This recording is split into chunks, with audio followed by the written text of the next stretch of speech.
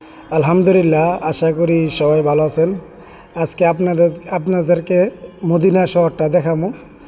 দেখেন মদিনা শহরের যে মরুভূমিগুলা দেখেন, কত রকমের পাহাড়, কত রকমের বালুর পাহাড় সম্ভবত।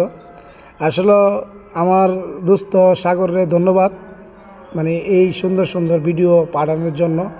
আসলে যারা যারা মদিনা শহর গেছেন এবং সৌদি আরব গেছেন, আল্লাহর দেশ, আপনারা সৌভাগ্যবান, অনেক সৌভাগ্যবান। কেলে আপনারা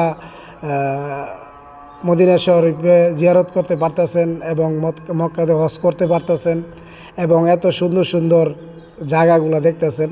আসলে আমি অবাক হয়ে যাইলাম।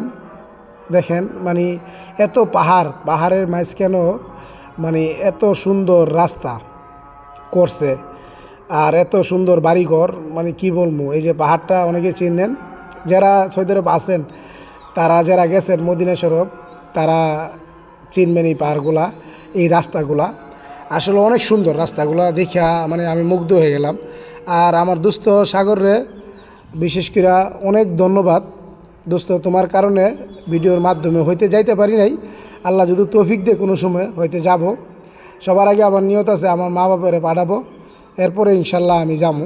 ইনশাল্লাহ আল্লাহ যেমন আমার তৌফিক দেয়, সেই দোয়া করো। আর তোমার জন্য দোয়া করি সাগর দোস্ত, তুমি গাড়ি টাড়ি চালাও, অনেক সাবধানে চালাইবা, নামাজ টামাজ পড়বা, আর আমরা লগে দোয়াটাও করবা, আমরা যেন আল্লাহর ঘর দেখতে যাইতে পারি, এই মদিনা শহরে যাইতে পারি, দেখতে পারি।